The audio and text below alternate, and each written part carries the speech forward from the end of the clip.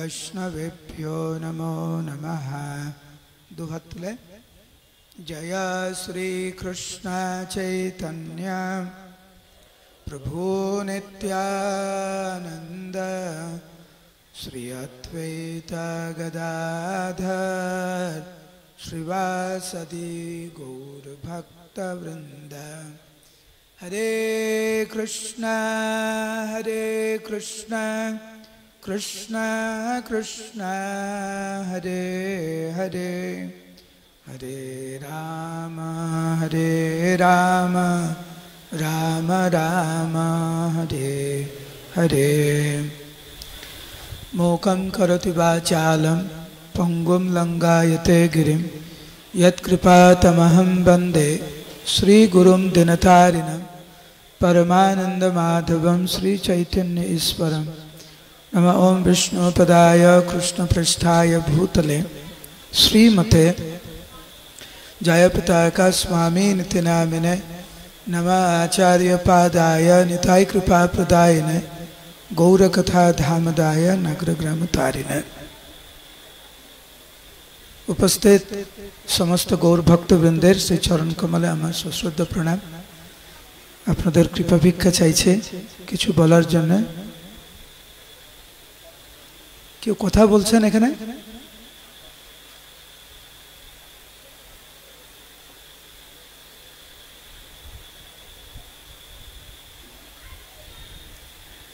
साताश तारीखे रथयात्रा छिल। 28, 29, 30, 1, 2, 3, 4 7 दिन যাবত আপনারা নিয়মিত এখানে আসছেন, জগন্নাথকে দর্শন করছেন, জগন্নাথের প্রসাদ পাচ্ছেন। কেমন লাগছে আপনাদের? কখনো ভেবেছেন কেন ভালো লাগছে? কারণ বাড়িতে রান্না করতে হচ্ছে না বলে। गिरिराज प्रभु सब बंदोबस्त करছেন। गिरिराज प्रभु আমাকে বলছেন যে প্রত্যেক দিন 3000 ভক্তের প্রসাদের বন্দোবস্ত করা হয়েছে এখানে। বলছেন বারাসাতবাসী ভক্তবৃন্দরা স্বইচ্ছায় চাল ডাল জগন্নাথের জন্য নিয়ে আসছেন, আর উনি রান্না করার সব ব্যবস্থা করে জগন্নাথকে অর্পণ করে মহাপ্রসাদ আপনারা পাচ্ছেন। আর আপনারা খুব আনন্দিত আছেন, কারণ রান্না টান্না করতে হচ্ছে না, আরামে বসে থাকো। কীর্তন চলছে, তারপরে নাটক হচ্ছে, নাচ হচ্ছে, কোনো চিন্তা নেই।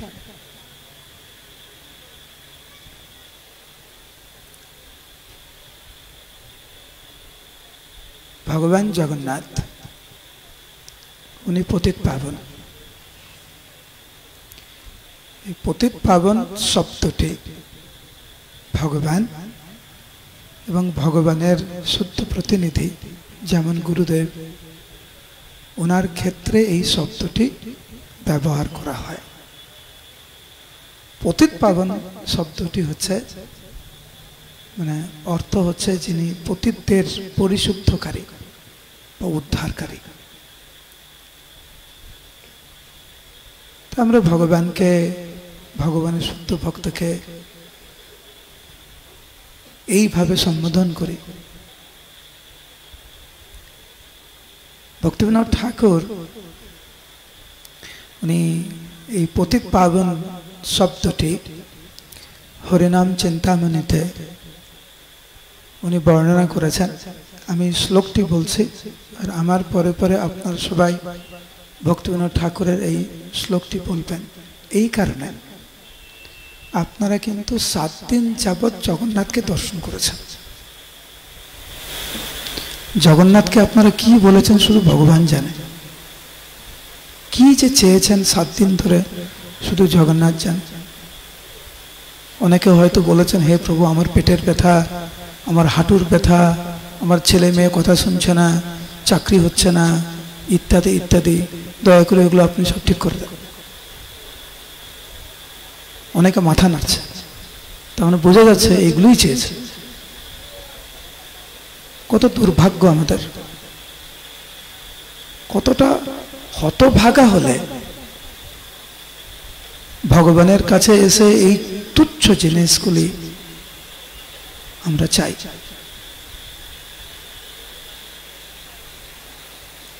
কিভাবে নিত্য কালের জন্য জন্ম মৃত্যু জরা ব্যাধির চক্র থেকে আমরা মুক্তি পেতে পারবো, সেইটা নিয়ে কখনো ভাবি না। ধরুন আপনার হাতে একটা ফোড়া হয়েছে,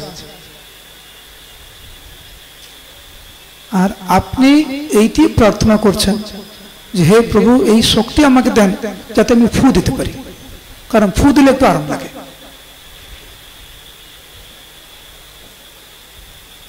এটা কোনো প্রার্থনা হলো? ভগবানের কাছে গিয়ে বলা যে হে প্রভু আপনি আমাকে এই শক্তি দেন যাতে আমি একটু ফু দিতে পারি।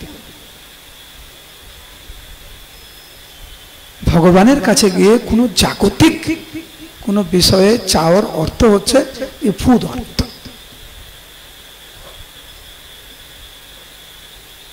এই জড় জগতে আমরা যতদিন থাকবো, যেই শরীর নিয়েই আমরা থাকি না কেন, এই জড় জগতের প্রকৃত রীতি, প্রকৃত এই সংসারের প্রকৃত নিয়ম হচ্ছে যতদিন এই শরীরে আমরা নিঃশ্বাস নেব ততদিন আমাদেরকে বিভিন্নভাবে কষ্ট আমাদের পেতেই হবে।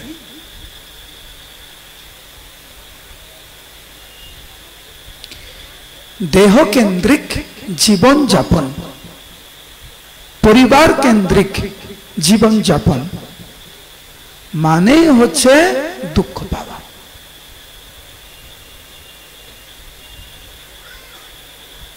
এই শরীরটাকে বলা হয় ব্যাধি মন্দিরম, মানে মন্দির। কিসের মন্দির? ব্যাধির মন্দির, দুঃখের মন্দির। জগন্নাথ দেব এই 7 দিন যাবত আপনার পাড়ায় আপনাদের জায়গায় পুরো ক্যাম্প করেছে। আমি গত 2-3টি ক্লাসে বলেছি, ঠিক যেরকম আমাদের এখন পশ্চিমবঙ্গ সরকার দুয়ারে সরকার করেছে না, দুয়ারে সরকার, আর আমাদের জগন্নাথ হচ্ছে দুয়ারে জগন্নাথ। একদম ঘরের পাশে চলে এসছে, একদম ক্যাম্প করেছে। সমস্ত দুঃখ দুর্দশা নিরাময় করবেন নিত্যকালের জন্য। অখিল বিশ্ব ব্রহ্মাণ্ডের মালিক পরম পুরুষোত্তম ভগবানের কাছে আপনি এসে বলছেন আমার ছেলে মেয়ে কথা শুনছে না, আমার পরীক্ষা ভালো রেজাল্ট হচ্ছে না, পেট ব্যথা, মাথা ব্যথা, চাকরি হচ্ছে না, ব্যবসা হচ্ছে না।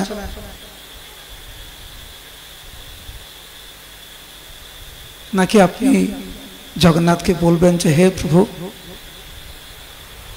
এই জন্ম মৃত্যু জরা ব্যাধির চক্র থেকে নিত্যকালের জন্য আপনি আমাকে মুক্তি দেন, আপনার চরণে আশ্রয় দেন।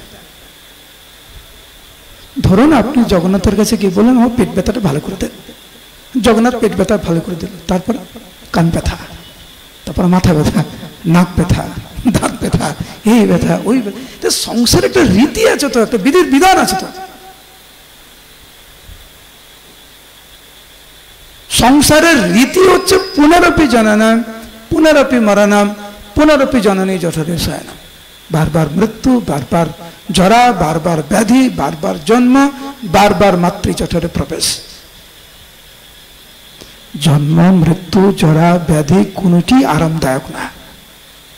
উপায় কি? উপায় প্রদর্শন করার জন্য, উপায় দেওয়ার জন্যই জগন্নাথ এসেছেন। এবং জগন্নাথের অন্যতম নাম হচ্ছে পতিত পাবন। পতিত পাবন জগন্নাথ সবাইকে আপন করে নেন, কোনো বাদ বিচার করেন না, সবাইকে গ্রহণ করেন, সবাইকে নিয়ে ভগবত ধাম উনি আমাদের নিত্য আলো নিয়ে যেতে চান। এই জন্য তো উনি এসেছেন। এবং দেখবেন যখনই কোনো ক্যাম্প হয়, একটা বিশেষ উদ্দেশ্যে ক্যাম্প হয়, রক্তদান শিবির। দুয়ারে সরকার একটা একটা একটা প্রকল্প, একটা চিন্তাধারা নিয়ে দুয়ারে সরকার হচ্ছে। তো জগন্নাথ দেব এই যে ক্যাম্প করেছে, জগন্নাথ ক্যাম্প, জগন্নাথ দুয়ারে, জগন্নাথের উদ্দেশ্য হচ্ছে সমগ্র মানব জাতিকে সমস্ত দুঃখ কষ্ট থেকে নিত্যকালের জন্য উদ্ধার করবে। যেন আমাদের আর কষ্ট পেতে না হয়।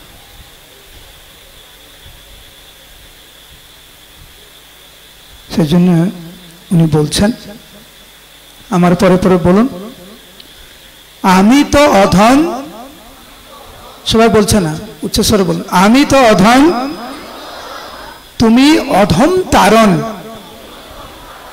উভয়ের সম্পর্ক এই পতিত পাবন।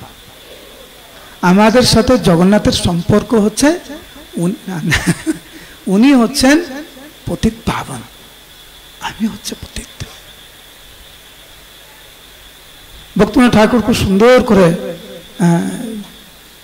উনি একটি গান লিখেছেন, সর্বস্ব তোমার চরণে সপিয়া পড়েছি তোমার ঘরে, তুমি তো ঠাকুর তোমার কুকুর বলিয়া জানহ মোরে, বাঁধিয়া নিকটে আমারে পালিবে, রহিব তোমার দ্বারে, প্রতিপ জনেরে আসিতে না দিব, রাখিব গড়ের পারে, তব নিজ জন প্রসাদ সেবিয়া উচ্ছিষ্ট রাখিবে যাহা, আমার ভোজন পরম আনন্দে প্রতিদিন হবে তাহা, বসিয়া শুইয়া তোমার চরণ চিন্তিব সতত আমি, নাচিতে নাচিতে নিকটে যাইব যখন ডাকিবে তুমি, নিজের পোষণ কবু না ভাবিব, রহিব ভাবের ভরে, ভকতি বিনোদ তোমারে পালক বলিয়া বরণ করে। এইভাবে জগন্নাথের কাছে প্রার্থনা করতে হয়, তুমি তো ঠাকুর তোমার কুকুর বলিয়া জানহ মোরে। এবং এই ভাবটা বাদ দিয়ে আমরা যত ভাব পোষণ করব, কেবলমাত্র আমাদের জীবনে আরো দুঃখ ডেকে নিয়ে আসবে। ভগবানকে বাদ দিয়ে আত্মকেন্দ্রিক জীবন কেবল দুঃখ নিয়ে আসে, আনন্দ নিয়ে আসতে পারে না। আমরা যে পতিত এবং জগন্নাথ যে পতিত পাবন, এটা আমাদেরকে স্বীকার করতে হয়। শাস্ত্রের যে বিভিন্ন বর্ণনা রয়েছে পতিত পাবন সম্পর্কে, শালবেগ একজন ভক্ত ছিলেন, অন্য সম্প্রদায়ের বলে ওনাকে মন্দিরে ঢুকতে দেওয়া হচ্ছিল না, কিন্তু ওনার মা সনাতন ধর্ম অবলম্বনকারী ছিলেন। মায়ের কাছে জগন্নাথ দেবের অনেক মহিমা শুনেছেন, কিভাবে জগন্নাথ করুণাময় পতিত পাবন। জগন্নাথের মহিমা শ্রবণ করতে করতে জগন্নাথের ভক্ত হয়ে গেছে। উনি যখন মন্দিরে আসেন, প্রবেশ করতে চান, নিরাপত্তা রক্ষীরা ওনাকে প্রবেশ করতে দেন না, ওইখানে বসেই ক্রন্দন করেন শালবেগ, ভগবানের কাছে কাতর প্রার্থনা করেন যে আমি কি তোমার দর্শন পাবো না? অগণিত জীব তোমার আশীর্বাদ পাচ্ছে, আমি কি পাবো না? তো ভক্তের আহ্বানে জগন্নাথ দেব সিংহর দ্বারে আবির্ভূত হলেন। যারা যারা জগন্নাথপুরী ধামে গিয়েছেন, সিংহর দ্বার দিয়ে যখন প্রবেশ করবেন, দেখবেন ওখানে পতিত পাবন আছে, পতিত পাবন জগন্নাথ।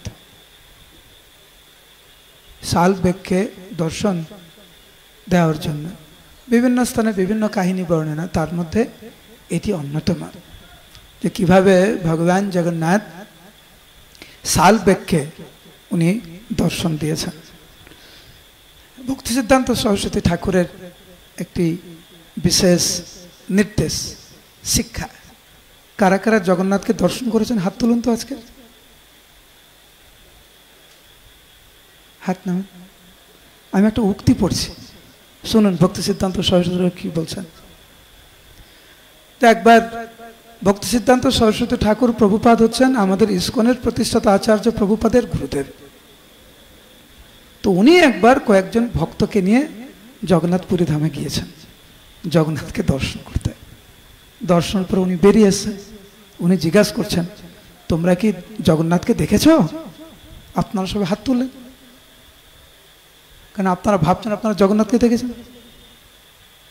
তো ভক্তরা বলছেন, হ্যাঁ গুরুদেব, আমরা জগন্নাথকে দেখেছি। ভক্তি সিদ্ধান্ত সরস্বতী ঠাকুর প্রভুপাদ বললেন, না না, তোমরা জগন্নাথকে দেখতে পাওনি,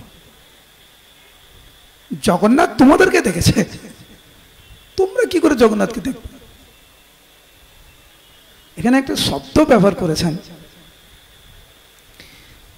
ভক্তি সিদ্ধান্ত সরস্বতী ঠাকুর বলছেন যে জগন্নাথ তোমাদেরকে দেখেছে, তোমরা কেমন ভক্ত, কি ভাব নিয়ে ওনার কাছে এসছো।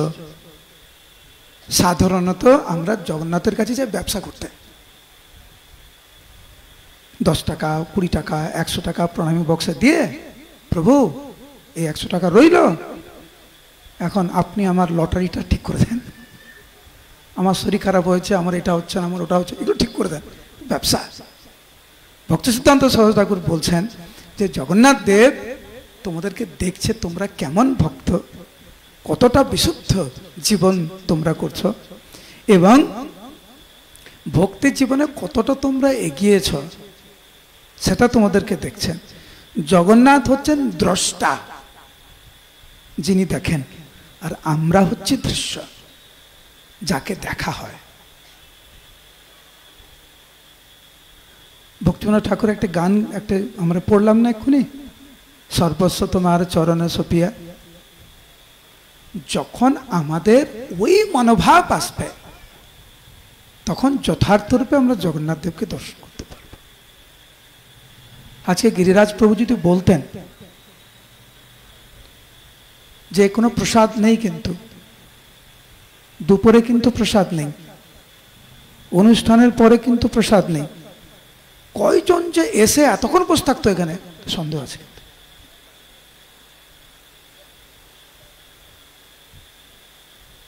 আমরা জগন্নাথ দেবকে ভালোবেসে কয়জন আসছে এখানে? নিঃশর্তভাবে।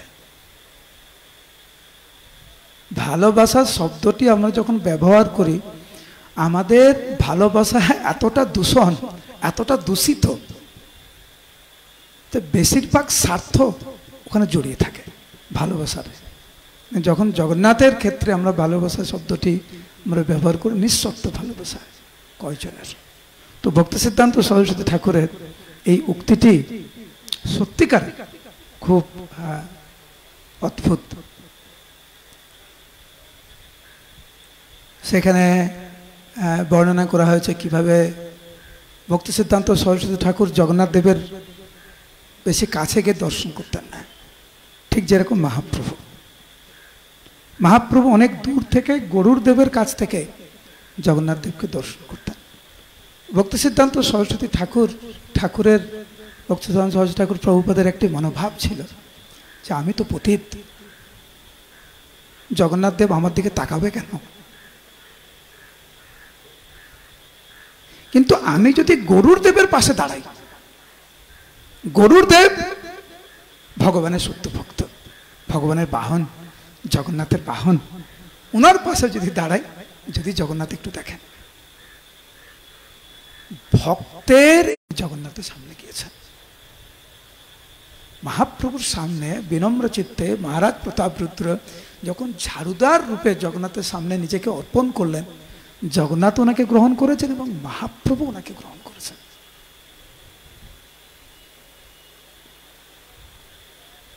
কি প্রতিভা আমাদের, কি প্রভাব আমাদের, কতটা শক্তিশালী আমরা, কতটা প্রভাবশালী আমরা জগন্নাথের সামনে। এইটা যেই দিন আমরা উপলব্ধি করবো, সেই দিনই আমরা তাড়াতাড়ি ভক্তি জীবনে অগ্রসর হব। আমাদের পিছু টান অনেক কিছু নিয়ে, অনেক কিছু নিয়ে পিছু টান, সেই জন্য জগন্নাথের দিকে আমরা এগোতে পারছি না। যতটা আমাদের পিছু টান কমবে, ততটুকু জগন্নাথের সামনে আমরা যেতে পারবো।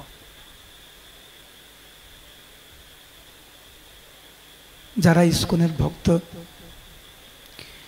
তাদের যদি কখনো জিজ্ঞাসা করা হয় কারা কারা কৃষ্ণ প্রেম চান, অনেক জোরে হরিবোল বলে, হরিধ্বনি করে। এই কারণে করে, কারণ তারা জানেই না তারা কি বলছে। আমি কৃষ্ণ প্রেম চাই, আমরা জানি না কৃষ্ণ প্রেম কি জিনিস, কৃষ্ণ প্রেম হলে যে কি হবে। যদি সত্যিকারের জানতাম আমরা কিন্তু দুবার ভেবে আমরা বলতাম। সবাই হাত তুলছে, আমরাও হাত তুলি, সবাই হরিবল বলছে, আমরাও হরিবল বলি। যাদের অনেক পিছু টান,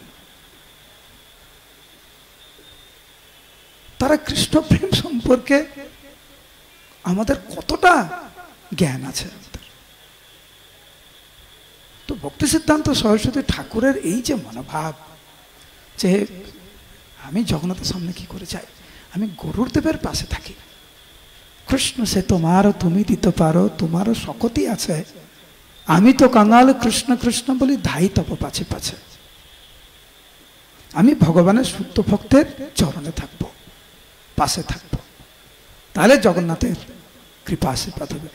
আমাদের ইস্কনের প্রতিষ্ঠাতা আচার্য শিল প্রভুপাদের গুরুদেব ভক্তি সিদ্ধান্ত সরস্বতী ঠাকুর শিল প্রভুপাদের মনোভাব এরকম যে আমি গুরুদেবের পাশে থাকবো, কারণ গুরুদেব ভগবানের শুদ্ধ ভক্ত, উনার চরণে থাকলে আমি কৃপা পাবো।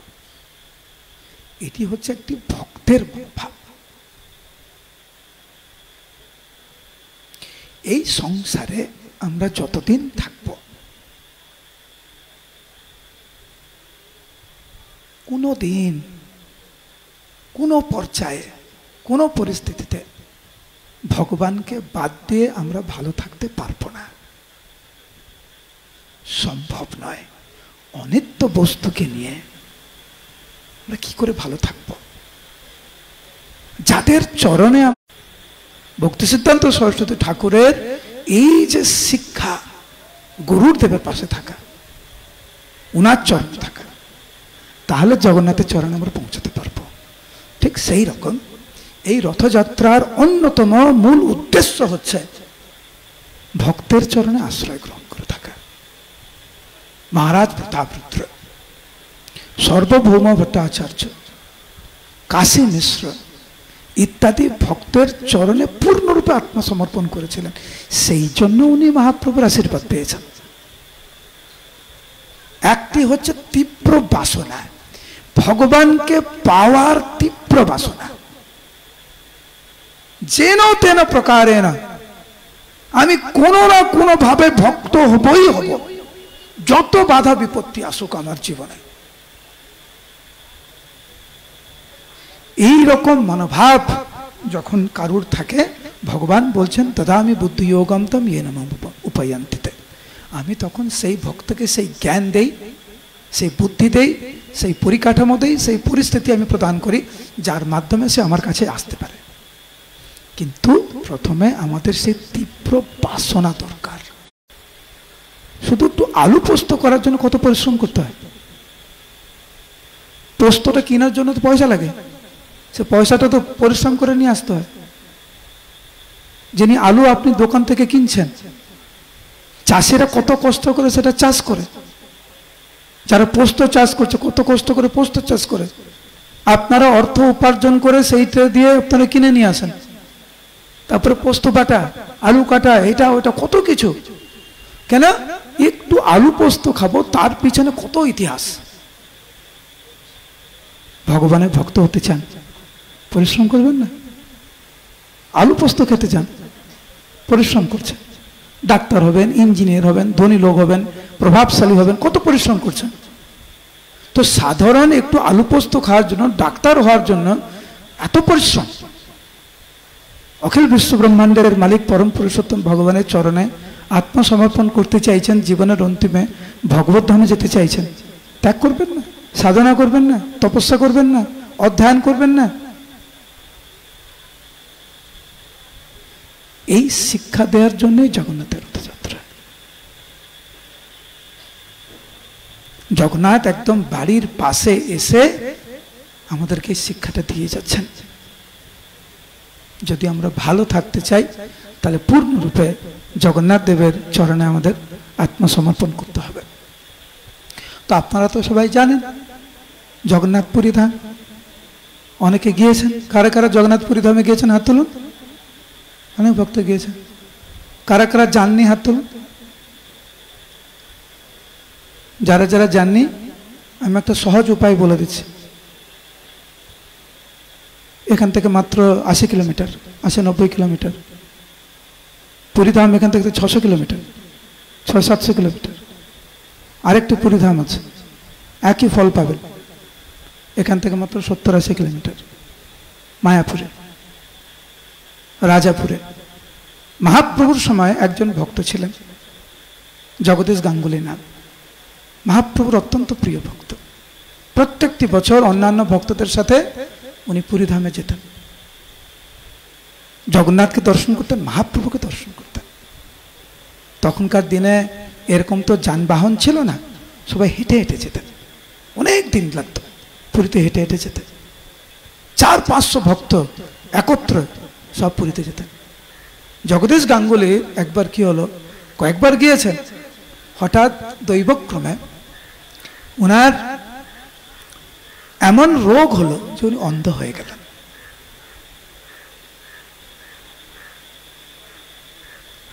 অন্ধ হওয়া সত্ত্বেও জগদীশ গাঙ্গুলীর তীব্র বাসনা, আমি অন্ধ হয়েছি তো কি হয়েছে, আমি অত সচক্ষে জগন্নাথকে দর্শন করতে পারবো না, মহাপ্রভুকে দর্শন করতে পারবো না, কিন্তু অনুভব তো করতে পারি। হ্যাঁ, এইখানে সাক্ষাৎ ব্রজেন্দ্রনন্দন কৃষ্ণ মহাপ্রভুর উপর অবতীর্ণ হয়ে উনি ভক্ত সঙ্গে কীর্তন করছেন, নৃত্য করছেন জগন্নাথের রথের সামনে, অনুভব তো করতে পারবো। হে প্রভু, আমি যেন জগন্নাথ পুরীতে যেতে পারি। অন্যান্য ভক্তদেরকে যখন অনুরোধ করলেন যে প্রভু আমাকে নিয়ে চলুন, কেউ নিয়ে যেতে রাজি হলেন না।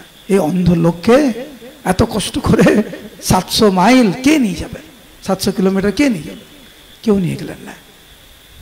উনি তখন ভাবলেন, বেঁচে থেকে কি লাভ, এই জীবনে যদি ভগবানকে দর্শন করতে না পারলাম, মহাপ্রভুকে দর্শন করতে না পারলাম, বেঁচে থেকে কি লাভ। জগন্নাথের কাছে আকুল ভাবে প্রার্থনা করছেন। জগন্নাথ দেব আবির্ভূত হলেন ওনার কাছে। এটা কিন্তু মহাপ্রভুর সময়কার।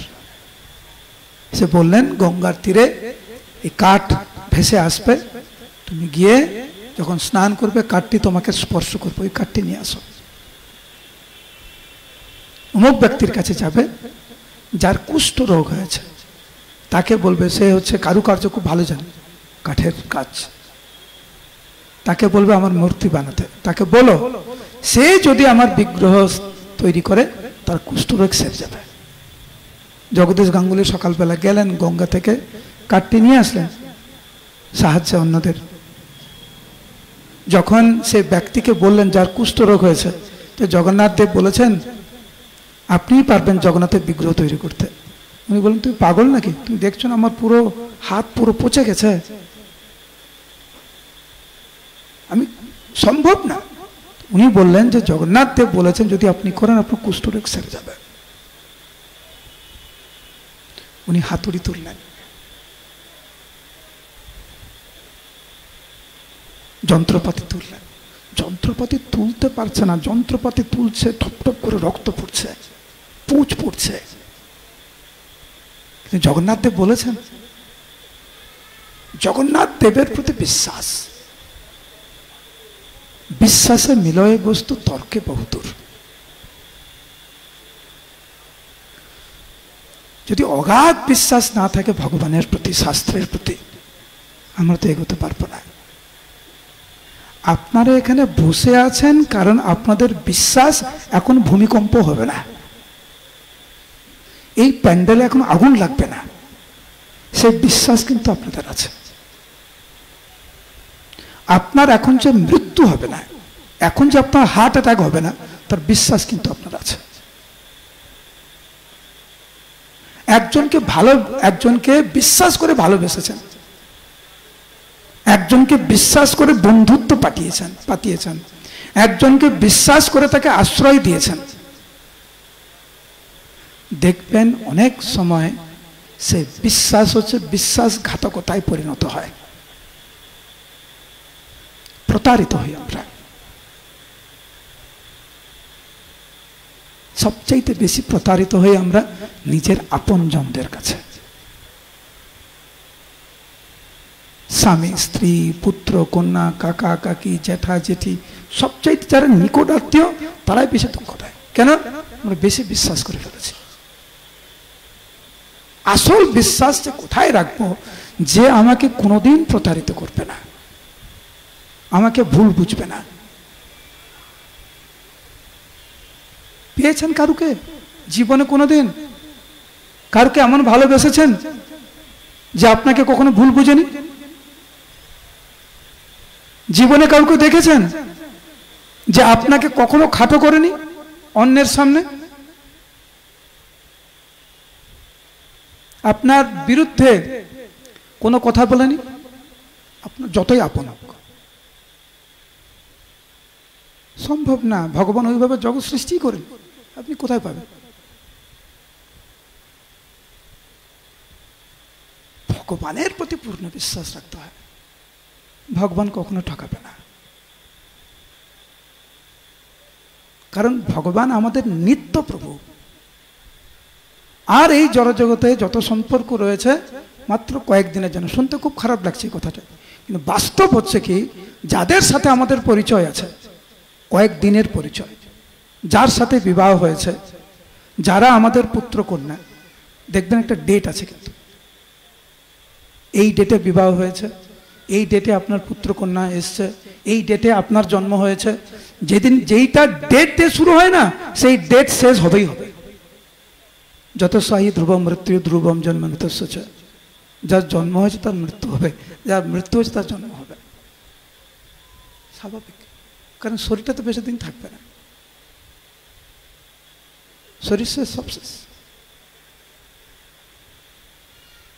কিন্তু এই ভাগ্যবান মিস্ত্রির, কাঠের মিস্ত্রির শরীর পচে গেছে, জগন্নাথের উপর বিশ্বাস, চেষ্টা করছে, ক্রন্দন করতে করতে বিগ্রহ করেছেন। যে বিগ্রহ সমাপ্ত হলো, কুষ্ঠরোগ শেষ। আর সেই বিগ্রহ কিন্তু আমাদের রাজাপুরের জগন্নাথ, জগন্নাথ স্বামী কি। তো মহাপ্রভুর সময়ে এই লীলা ভক্তিবিনোদ ঠাকুর আমাদের নবদ্বীপ ধাম মাহাত্ম্যে প্রকাশ করেছেন যে কিভাবে ওই স্থান জগন্নাথপুরী থেকে অভিন্ন। তো জগন্নাথ কৃপা করে এখানে আবির্ভূত হলেন। পরবর্তীতে জগন্নাথের বিশেষ আশীর্বাদে, কারণ আমাদের অনেকেই জগন্নাথপুরীতে প্রবেশ করতে পারেন না। তো জগন্নাথ দেব ভাবলেন, ঠিক আছে, তোমরা এখানে আসতে পারছো না, আমি তোমাদের কাছে যাচ্ছি, অসুবিধা কোথায়? তো জগন্নাথ দেব আমাদের রাজাপুরে আছেন। পতিত পাবন জগন্নাথ, আজকের বিষয় হচ্ছে পতিত পাবন।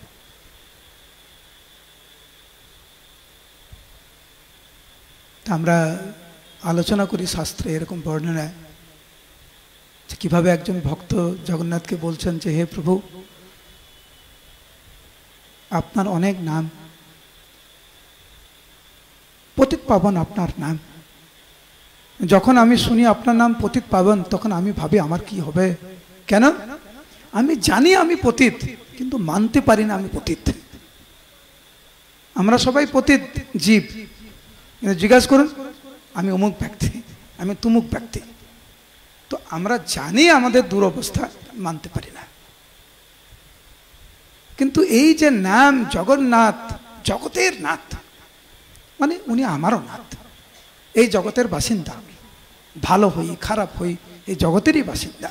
এই জগতের বাসিন্দা মানে হে প্রভু তুমি আমার নাথ, জগন্নাথ।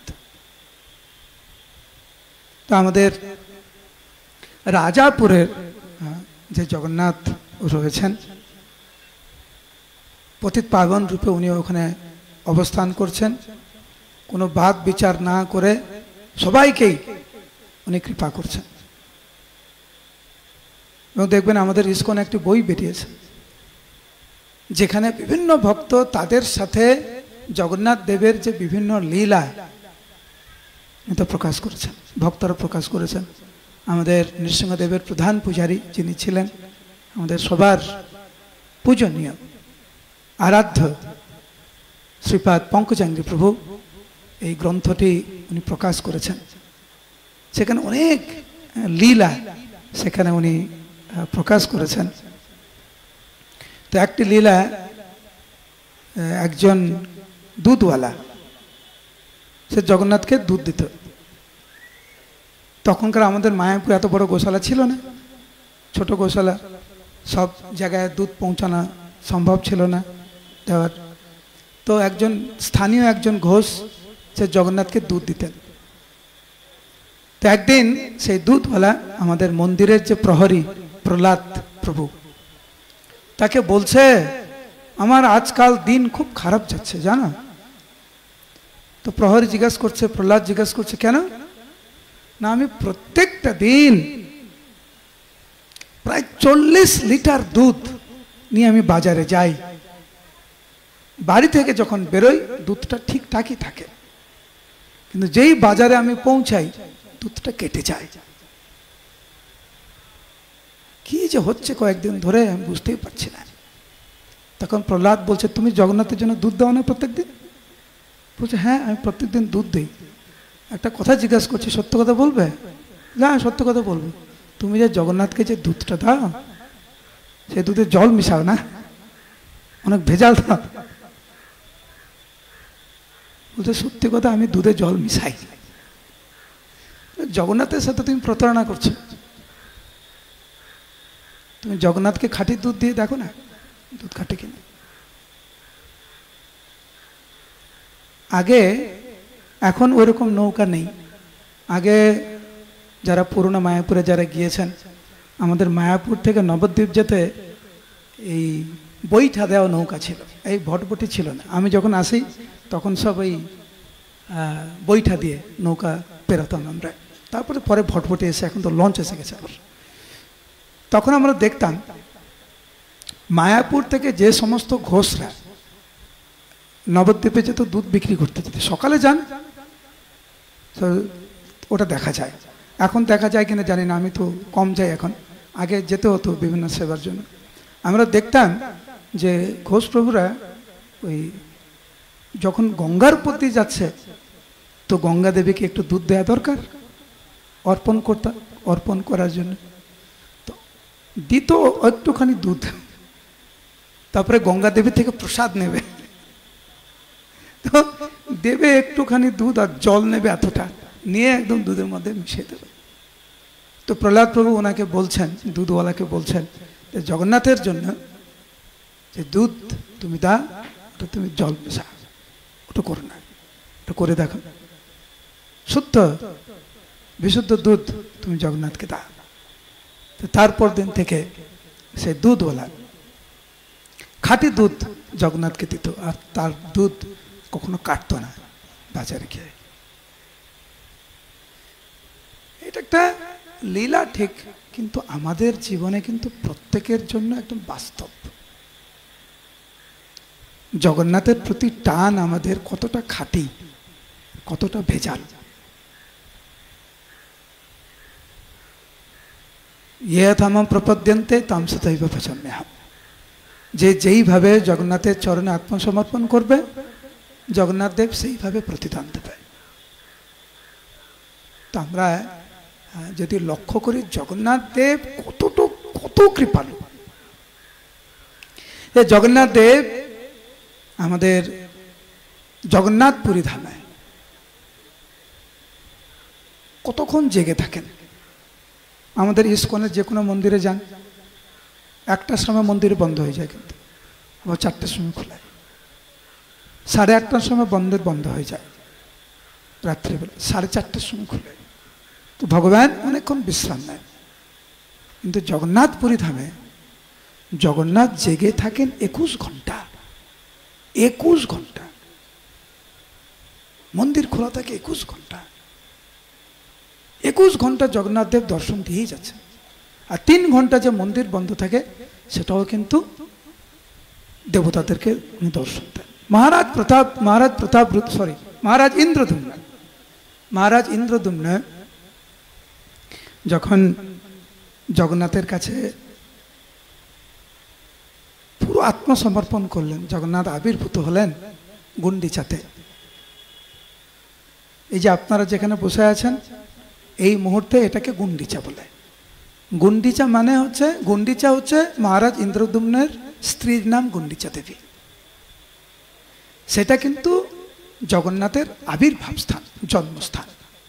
আপনাদের যেরকম জন্মস্থান আছে, জগন্নাথের জন্মস্থান হচ্ছে গুন্ডিচা, যেটা স্নান পূর্ণিমা। স্নান পূর্ণিমাতে ব্রহ্মা প্রাণ প্রতিষ্ঠা করেছিলেন। জগন্নাথ দেব বললেন মহারাজ ইন্দ্রদ্যুম্নকে, কি বর চাও তুমি? ইন্দ্রদ্যুম্ন মহারাজ বললেন যে প্রভু, আমি এই বর চাই, আমার যেন কোনো সন্তান না হয়। চিন্তা করুন, উনি গৃহস্থ, ওনার স্ত্রী হচ্ছে গুন্ডিচা দেবী, উনি জগন্নাথের কাছে প্রার্থনা করছেন, হে প্রভু আমি এই বর চাই, আমার কোনো যেন সন্তান না হয়। জগন্নাথ বললেন, কেন? আমি চাই না যে আমার সন্তান, আমার বংশধর বলুক এটা আমাদের পৈতৃক সম্পত্তি। জগন্নাথ আমাদের পৈতৃক সম্পত্তি, এই মন্দির আমাদের পৈতৃক সম্পত্তি, এইটা যাতে কেউ না বলে, প্রভু তুমি জগন্নাথ, তুমি সবার নাথ। ভক্ত কত উদার। জগন্নাথ বললেন তথাস্তু। গুন্ডিচা দেবী ক্রন্দন করতে লাগলেন। ওনার স্বামীকে বললেন, হে প্রভু তুমি কি চেয়ে বসলে? আমার সঙ্গে তো আলোচনা করলে না, আমার সাথে আলোচনা না করে তুমি জগন্নাথের কাছে এই বর চাইলে, কোনো সন্তান চাও না? কান্না করতে লাগলেন গুন্ডিচা দেবী। জগন্নাথ দেব বললেন, তুমি কান্না করছো কেন মা? আমি তো আছি, আমি তোমার সন্তান, তুমি আমার মা। কিন্তু যেহেতু আমার মা তো যশোদা, সেজন্য তুমি মাসিমা, তুমি আমার মায়ের মতো, মাসিমা। সেই থেকে বলা হয় মাসির বাড়ি। জগন্নাথ দেব বললেন, যশোদা হচ্ছে আমার মা, মা যশোদা, তুমি হচ্ছে আমার মাসিমা। ইন্দ্রদ্যুম্ন মহারাজ কোনো সন্তান চাননি, যাতে সবাই আমরা জগন্নাথকে আপন করে নিতে পারি। আর কি বর চান? জগন্নাথ বললেন, ইন্দ্রদ্যুম্ন মহারাজ বললেন, হে প্রভু আমি এই বর চাই যে আপনি সব সময় খেতেই থাকবেন, সব সময় আপনি খেতে থাকুন, আপনি যত খাবেন তত প্রসাদ আমরা পাবো। আপনাকে ভোগ লাগানো হবে, আপনি গ্রহণ করবেন, তারপর আপনাকে হাত ধোয়ার জন্য জল দেওয়া হবে, এই আপনার হাত শুকাতে শুকাতে আবার খেতে বসবেন। তথাস্তু। তখন ইন্দ্রদ্যুম্ন মহারাজ জগন্নাথকে জিজ্ঞাসা করেন, আপনি কি পাবেন? সবসময় তো খাবেন, ঠিক আছে, কি খাবেন, কি পাবেন আপনি? জগন্নাথ বললেন যে স্থানীয়ভাবে যেগুলি হয় আমি সেগুলি পাবো। তখনকার দিনে কিন্তু আলু হতো না, ফুলকপি, বাঁধাকপি, ব্রকলি, ক্যাপসিকাম, কাঁচা লঙ্কা এগুলো কিন্তু ছিল না। সেই জন্য আজও জগন্নাথপুরী ধামে আলু, ফুলকপি, বাঁধাকপি, কাঁচা লঙ্কা, ব্রকলি, ক্যাপসিকাম কিচ্ছু নেই। কিন্তু ঝাল, ঝালের স্থানে মানে লঙ্কার জায়গায় গোলমরিচ আর আদা। এই আলু, ফুলকপি এগুলো ভারতবর্ষে পরে এসছে। কিন্তু আপনাদের যদি বলা হয় এগুলো খেতে পারবে না, আপনারা তো আসবেন না, তাই না? জগন্নাথ দেব পুরী ধামে শুধু স্থানীয়ভাবে, আদি যুগ থেকে স্থানীয়ভাবে যেগুলো ফলন হয় সেগুলো গ্রহণ করে। আর জগন্নাথ উনি তো জগতের নাথ, উনি এসেছেন বারাসাতে, এসেছেন জগন্নাথ রূপে, এখানে আলু, ফুলকপি, বাঁধাকপি সবই খাচ্ছেন, আর আপনারা সে প্রসাদ পাচ্ছেন জগন্নাথ করুণা করে। জগন্নাথ দেব কত করুণাময়, সারাদিন সারা রাত জেগে থাকছেন আমাদেরকে আশীর্বাদ করার জন্য। উনি এতবার ভোগ গ্রহণ করছেন যাতে আমরা প্রসাদ পাই। বাড়ির পাশে এসে ক্যাম্প করছে যাতে ওনাকে দর্শন করে আমরা মানব জীবন সার্থক করতে পারি। আপনারা মন্দিরে যান না, জগন্নাথ আপনাদেরকে কৃপা করার জন্য, দর্শন দান করার জন্য রাস্তায় নেমে এসেছেন। তারপরেও মাছের প্রতি আমাদের টান, সেই জন্য জগন্নাথ তুমি তোমার জায়গায় থাকো, আমি আমার জায়গায় আছি। বুঝতে পারছেন? এটা হচ্ছে আমাদের দুর্ভাগ্য। জগন্নাথ করুণা করে কত প্রকার ভাবে আমাদেরকে কাছে টানার চেষ্টা করছে। আমি বললাম না, আমাদের অনেক টান, আমরা কিন্তু ছাড়তে রাজি নই, কিন্তু ভালো থাকতে চাই। আমরা আগুনে জল ঢেলে আমরা আগুন জ্বালাতে চাইছি। প্রকৃতির নিয়মের বিরুদ্ধে আমরা হাঁটতে চাইছি, তো সম্ভব নয়। সেই জন্য যারা জগন্নাথের আশীর্বাদ চান, যারা ভালো থাকতে চান, আনন্দ থাকতে চান, জগন্নাথ যেভাবে পথ দেখিয়েছেন আমাদেরকে, শাস্ত্রে যেভাবে নির্দেশ দেওয়া হয়েছে আমাদের কিরকম জীবনযাপন করা উচিত, ওইভাবে যদি আমরা জীবনযাপন করি তাহলে আমরা ভালো থাকতে পারি, উচিত নয়। তো আজকের হচ্ছে শেষ দিন, জগন্নাথ এসেছেন, কালকে চলে যাবেন শ্রী মন্দিরে, আর শ্রী মন্দিরে উনি থাকবেন। আপনারা বারাসাতবাসী, আমাদের গিরিরাজ প্রভু এই বারাসাত ভক্তি বৃক্ষের প্রচারের মাধ্যমে অনেক ভক্তকে আকর্ষণ করেছেন। আমি তো বছরে 1-2 বার আসি বারাসাতে, অনেক ভক্ত।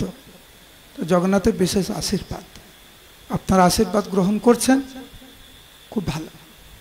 আর যারা করছেন না তারা গ্রহণ করুন, যারা করেছেন কিভাবে আরো অগ্রগতি লাভ হতে পারে আমাদের ভক্তি জীবনে, সেই ব্যাপারে আরো একটু সচেতন আমরা হব। হরে কৃষ্ণ কৃষ্ণ কৃষ্ণ হরে হরে, হরে রাম রাম রাম হরে হরে।